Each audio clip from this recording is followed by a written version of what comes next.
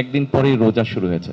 রোজা শেষ হতে না হতেই শুরু হয়ে গেল মধ্যপ্রাচ্যের এই যে ইরানের সাথে যে আমেরিকার যে সমস্যাটা, এটা শুরু হয়ে গেল। ফলে তেল, জ্বালানি সহ বিভিন্ন বিষয়ে পুরো অর্থনীতির উপর একটা চাপ তৈরি হলো।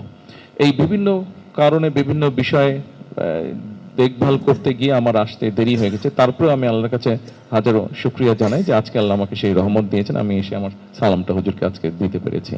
আপনাদের প্রত্যেককে আমি আরেকটা কারণে শুকরিয়া আদায় করতে চাই, আপনাদের কাছে ধন্যবাদ জানাতে চাই। বিগত নির্বাচনের সময় আমরা একসাথে থেকে কাজ করে যেভাবে দেশকে বিপদের হাত থেকে আমরা মুক্ত করেছি, সেই জন্য এখানে আপনাদের সারা দেশময় আপনাদের যারা আছে সহকর্মীবৃন্দ আছে তারা কাজ করেছেন। ফলে আমরা দেশকে একটা বিপদ থেকে আমরা রক্ষা করতে পেরেছি। তবে একটা জিনিস আমি বলবো, যেই একসাথে যেই কাজটা আমরা করেছি, যেটা হুজুরের নির্দেশে আপনারা সবাই করেছেন, হুজুরের দোয়ায় উনি দোয়া করেছিলেন, সেই জন্য আমরা সফল হয়েছি আল্লাহর রহমতে। তবে সমস্যাটা আমাদের এখনো শেষ হয়ে যায়নি। বিগত 17 বছর ফ্যাসিবাদের সময় যেটা হয়েছিল, এই গ্যাস বিদ্যুৎ এগুলো এমনভাবে ব্যক্তি খাতে বা বিদেশিদেরকে দিয়ে দিয়েছে, ফলে দেশের ভিতরে নিজেদের গ্যাস আছে কিনা এটা তারা খুঁজে বের করার চেষ্টা করেনি।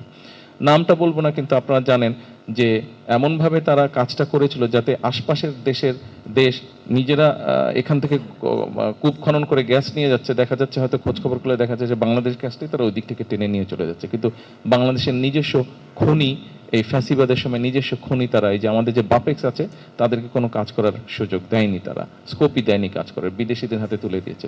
তো এই যে পরিকল্পনাহীনভাবে যে কাজ করা হয়েছে, অথবা কাউকে ব্যক্তি স্বার্থ উদ্ধারের জন্য কাউকে কাজগুলো দিয়ে দেওয়া হয়েছে, ফলে হয়েছে কি, এটার সমস্যা এই যে বেশ কিছুদিন ধরে ধরেন গ্যাসের একটা দুর্ঘটনার জন্য গ্যাসের একটু সমস্যা আছে, আশা করি ইনশাল্লাহ আল্লাহর মতে আগামী 5-7 দিনের মধ্যে এটা ঠিক হয়ে যাবে, সমস্যা কিছুটা কমে আসবে। বিদ্যুতের সমস্যা আছে আমরা জানি, কিন্তু ওই যে ফ্যাসিবাদের সময় পরিকল্পনাহীনভাবে যে কাজগুলো হচ্ছে, ফলে তার খেসারত তারা কিন্তু অর্থ করে নিয়ে গেছে, কিন্তু তার খেসারত এই দেশের মানুষকে এখন দিতে হচ্ছে। ফলে এই সবগুলো বিষয় একটা পরিকল্পনা গ্রহণ করতে হচ্ছে আমাদেরকে।